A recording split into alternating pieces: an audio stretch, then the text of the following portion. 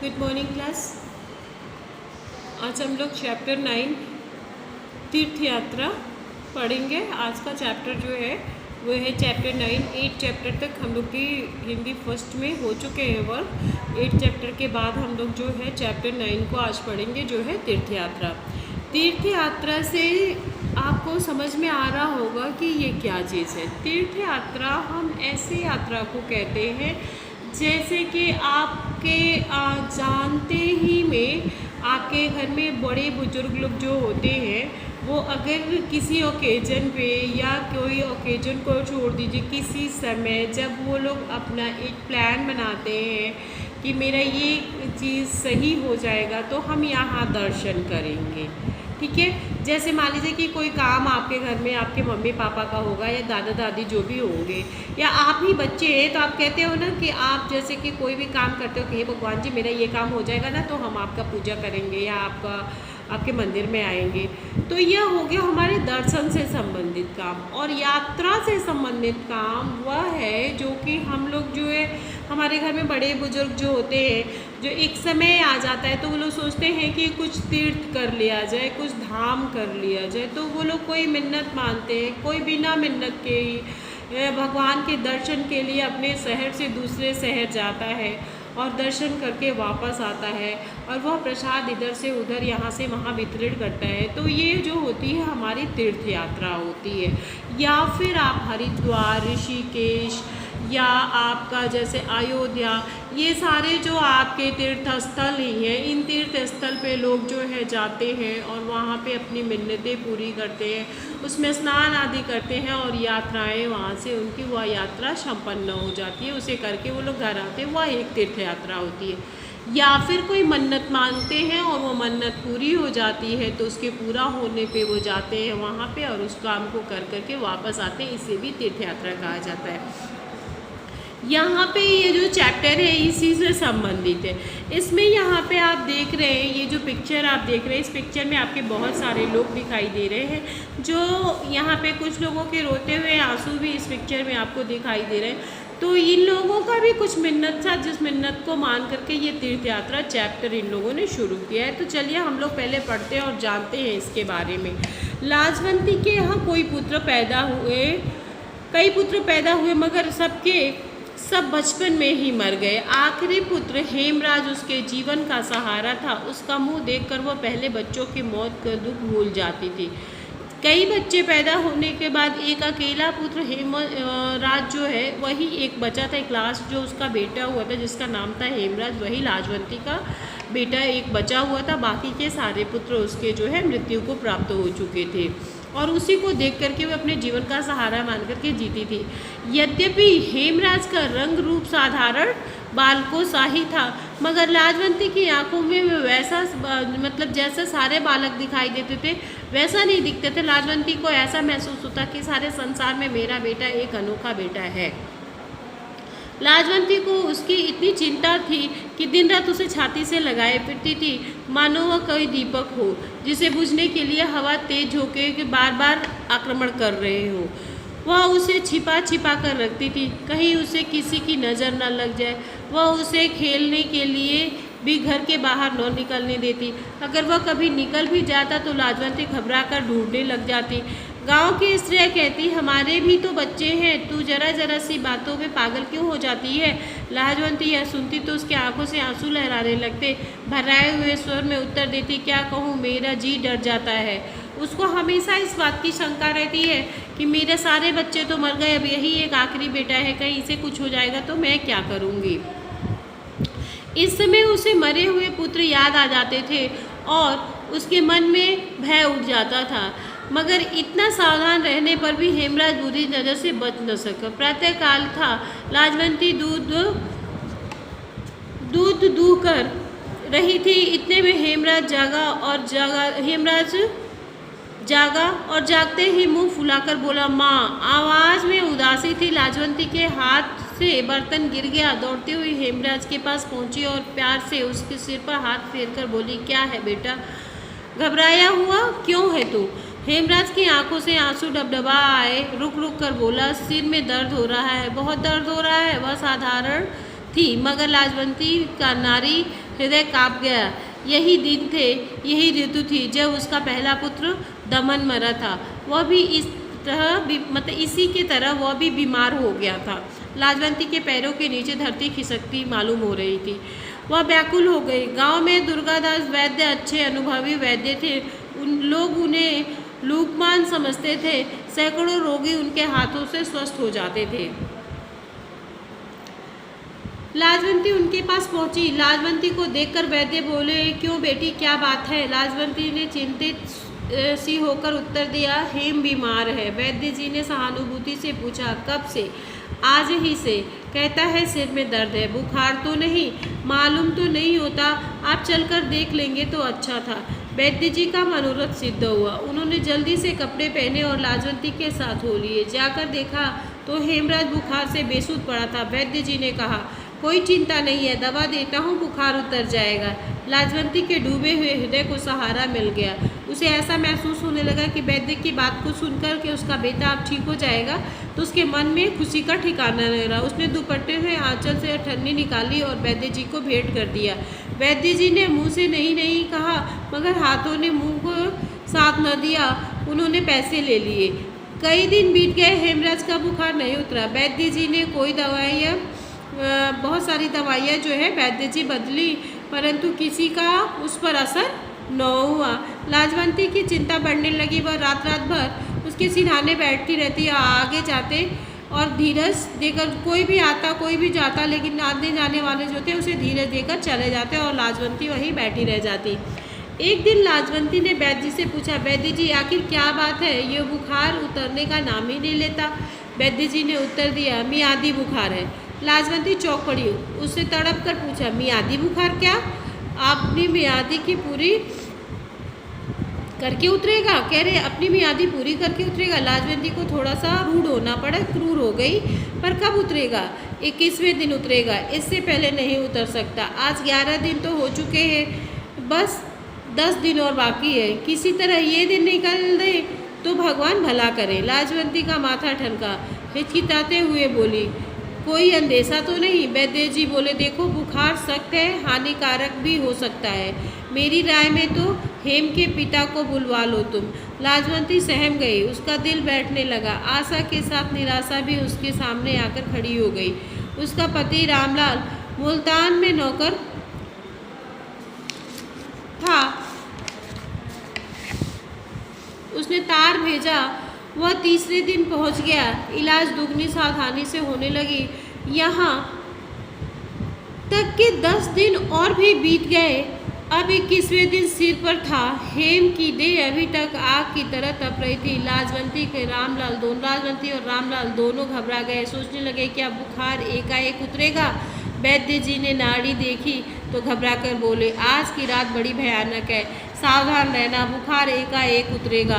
लाजवंती के रामलाल दोनों के प्राण सूख गए। वैद्य जी के शब्द किसी आने वाले भय के पूर्व सूचना थे। रामलाल ने बेशक सिर हिलाने रामलाल बोले कि सिरहाने बैठ गए। वो बात बोल करके रामलाल जो थे तो अपनी बातें बोल दी और बोल करके सिरहाने बैठ गए। उसके बाद रामलाल वहाँ बैठ गए। लाजवंती के हृदय को चैन न था। लाजवंती तो पहले से ही परेशान थी, पर रामलाल भी कम परेशान नहीं थे। वह मंदिर पहुंची और देवी के सामने गिरकर देर तक रोती रही। जब थक कर उसने सिर उठाया तो उसका मुखमंडल शांत था, जैसे तूफान शांत हो जाता है। उसको ऐसा मालूम हुआ जैसे कोई दिव्य शक्ति उसके कान में कह रही है, तूने आंसू बहाकर देवी को पाषाण हृदय में मोम कर दिया है। पाषाण का मतलब होता है पत्थर। तो वही उसके मन में ऐसा होने लगा कि तूने आंसू बहाकर देवी का यह पत्थर हृदय को मोम कर दिया, यानी सॉफ्ट कोमल कर दिया। लाजवंती ने देवी की आरती उतारी, फूल चढ़ाए, मंदिर की परिक्रमा की और प्रेम के बोझ को कांपते हुए स्वर में मन्नत मांगी, देवी माता मेरा हेम बच जाए तो मैं तीर्थ यात्रा करूँगी। रिसेंट मैंने अभी इससे पहले इस चैप्टर को पढ़ाने से पहले आपको बताया था कि तीर्थ यात्रा का मतलब क्या है। वही मन्नत लाजवंती ने अपने बेटे के ठीक होने के लिए मानी कि यदि मेरा बेटा हेमराज ठीक हो जाता है तो मैं तीर्थ यात्रा करूँगी। मन्नत मांगने के बाद लाजवंती को ऐसा लगा जैसे उसका संकट टल गया। घर पहुंची तो पति ने कहा, लो बधाई हो, तुम्हारा परिश्रम सफल हो गया, बुखार धीरे धीरे उतर रहा है। लाजवंती के मुख पर प्रसन्नता थी और आंखों में आशा की झलक। झूमती हुई बोली, अब हेम को कोई डर नहीं है, मैं तीर्थ यात्रा मान आई हूँ। रामलाल ने तीर्थ यात्रा के खर्च अनुमान किया तो हृदय बैठ गया, परंतु पुत्र स्नेह में चिंता को देर तक ठहरने न दिया। उत्तर दिया, अच्छा किया, रुपया क्या है, हाथ का मैल है, आता है चला जाता है। परमेश्वर ने एक लाल दिया है, वह जीता रहे, यही हमारी दौलत है। प्रभात हुआ यानी सुबह हुआ तो हेम का बुखार बिल्कुल उतर गया था। लाजवंती का मुखमंडल से प्रसन्नता टपक रही थी। वैद्य जी ने आकर देखा तो प्रसन्नता से बोले, अब कोई चिंता की बात नहीं, तुम्हारा बच्चा बच गया। लाजवंती ने हेम के कमजोर देह पर हाथ फेरते हुए कहा, क्या से क्या हो गया। वैद्य जी ने लाजवंती की ओर देखा और रामलाल से बोले, यह सब इसी के परिश्रम का फल है। लाजवंती ने उत्तर दिया, देवी माता की कृपा है और देवी के और आपकी दवा का प्रभाव का फल है। मैंने क्या किया, मैं तो तुम्हें दूसरी सावित्री समझता हूँ, ऐसा वैद्य जी ने बोला। उसने मरे हुए पति को जिलाया था, तुमने पुत्र की मृत्यु के मुंह से निकाला है। 7वें दिन रामलाल नौकरी पर चले गए और कहते गए कि तीर्थ यात्रा की तैयारी करो। 3 महीने बाद लाजवंती तीर्थ यात्रा के लिए तैयार हुई। जाने से पहले की रात उसके आंगन में सारा गांव इकट्ठा हुआ। जो झांझे और करताले बज रही थी, ढोलक की थाप गूंज रही थी, स्त्रियां गाती थी बजाती थी। दूसरी तरफ कहीं पूरियां बन रही हैं तो कहीं हलवा। लोग खा पीकर आराम करने चले गए। अब लाजवंती ने बक्से में जरूरी कपड़े रखे, गले में लाल रंग की सूती माला पहनी, माथे पर चंदन का लेप लगाया। गऊ एक पड़ोसन को सौंप दी और उससे बार बार कहा, इसका पूरा ध्यान रखना, मैं जा रही हूँ मगर मेरा मन अपनी गऊ में ही रहेगा। सहसा किसी के सिसकी भरने की आवाज़ सुनाई दी। लाजवंती ने सोचा, इस समय सिसकी भरने वाला कौन है। उसने चारों तरफ देखा मगर कोई दिखाई न दिया। वह छत पर चढ़ गई और पड़ोसन के आंगन में झुककर जोर से बोली, माँ हरो। कुछ देर सन्नाटा रहा, फिर एक चारपाई से उत्तर मिला, कौन है। लाजवंती। आवाज़ में आंसू मिले हुए थे। लाजवंती हरो के पास पहुंची और बोली, क्या बात है, तू रो क्यों रही है। हरो और भी सिसकियाँ भर भर कर रोने लगी। लाजवंती ने पूछा, अरे क्या बात है, तू इस समय रो क्यों रही है।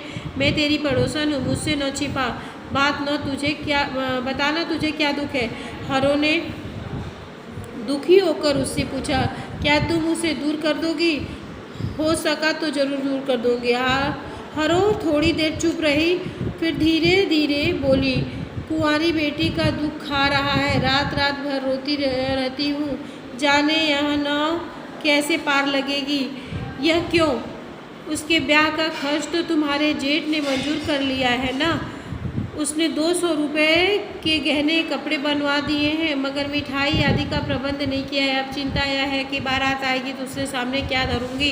लाजवंती ने कहा, क्या गांव के लोग एक कन्या का ब्याह नहीं कर सकते और उनकी दया न होगी, उनका धर्म न होगा। हरो की आंखें भर आई। वह इस समय गरीब थी परंतु कभी उसने अच्छे दिन देखे भी नहीं थे।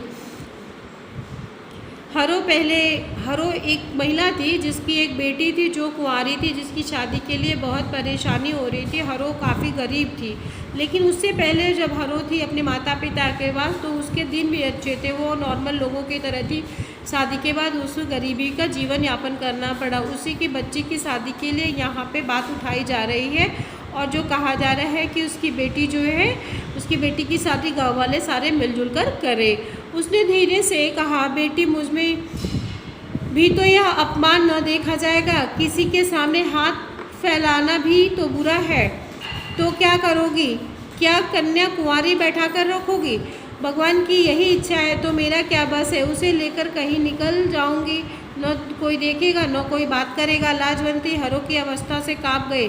उसे ऐसा लगा जैसे कोई कह रहा हो कि अगर यह हो गया तो ईश्वर का कोप गांव भर को जलाकर भस्म कर देगा, यानी जलाकर खाक कर देगा।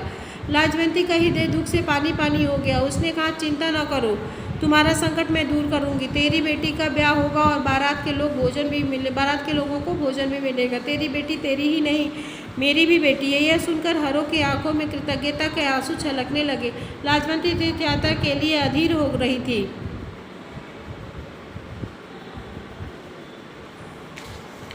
वह सोचती थी हरिद्वार, मथुरा, वृंदावन के मंदिरों को देखकर उसके हृदय कली की तरह खिल जाएगा, मगर जो आनंद उसे इस समय प्राप्त हुआ वह उस कल्पित आनंद की अपेक्षा कहीं अधिक बढ़कर चढ़कर था। वह दौड़ती हुई अपने घर गई और संदूक से 200 रुपये लाकर घरों के सामने ढेर कर दिए। यह रुपये जमा करते समय वह प्रसन्न हुई थी कि उन्हें देते समय उससे भी अधिक प्रसन्नता हुई। सच्चा सुख त्याग में ही है। यह पूरा तीर्थ यात्रा एक चैप्टर जो है यह एक त्याग पर निर्भर है कि मनुष्य अगर अपने हिस्से का कुछ ऐसा चीज़ त्यागता है तो उससे कहीं ना कहीं किसी को आसरा मिलता है और वह अपना जीवन को सुचारू रूप से जीता है। तीर्थ यात्रा एक ऐसा चैप्टर है जो मनुष्य के अंदर के भाव को विह्वल करके उसे अच्छे कर्म करने के लिए प्रेरित करता है। इसके राइटर जो है, इसके लेखक जो है श्री सुदर्शन जी हैं और इन्होंने लिखते समय तीर्थ यात्रा को मनुष्यों को ध्यान में रख कर के क्या, कैसे और किस तरीके का लिखना चाहिए ये सारी चीज़ों को ध्यान में रखा है। ये पूरा चैप्टर आपका यहाँ पे फिनिश होता है। पूरा स्टोरी मैंने आपको बता दिया। बुक आप सबके पास है, आप लोग अपनी बुक से ज़रूर एक बार पढ़ेंगे, क्योंकि बुक में पढ़ाते समय इधर उधर थोड़ा बहुत हुआ होगा तो वो मिस्टेक आनंद होता ही रहता है, लेकिन आप जो है अपनी बुक से पढ़ करके इस पूरी स्टोरी को एक बार ज़रूर देखेंगे कि यदि बाय मिस्टेक कोई लाइन इधर उधर हुई हो या फिर ब्लर किया हो या हिल गया हो तो उसके लिए कोई दिक्कत नहीं है। आप अपनी बुक से पढ़ेंगे और आपको सारी चीज़ें समझ में आएंगी, क्योंकि वॉइस तो मेरी आप तक पहुँच ही रही है। बाकी इस चैप्टर में वर्ड मीनिंग जो है, वर्ड मीनिंग जैसे है वैसे ही आपको पढ़ना है, इस बुक से ही पढ़िएगा और बाकी के एक्सरसाइज जो है वो आपको PDF के माध्यम से भेजे जाएंगे। तो ये आपके चैप्टर 9 जो है तीर्थ यात्रा यहाँ पे कंप्लीट हो जाता है और इससे रिलेटेड PDF आपको भेजा जाएगा, या फिर ऐसा भी हो सकता है तब तक आपके स्कूल खुल जाए और आप स्कूल में एंट्री कर लें।